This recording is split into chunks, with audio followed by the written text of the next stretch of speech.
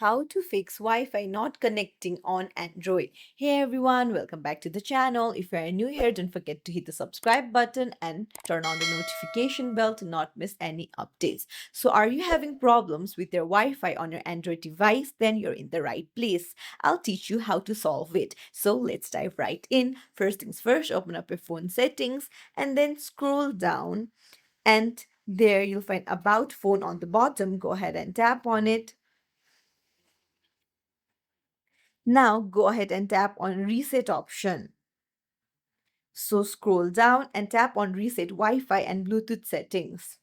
So once you reset the settings, then all the errors and the issues will be fixed. After you have reset the phone, uh, after you have reset the Wi-Fi and Bluetooth, your phone will be restarted and then your Wi-Fi will start working. If you found this tutorial helpful, don't forget to like and subscribe to our channel for more tips and tricks. Thank you for watching. See you in the next video.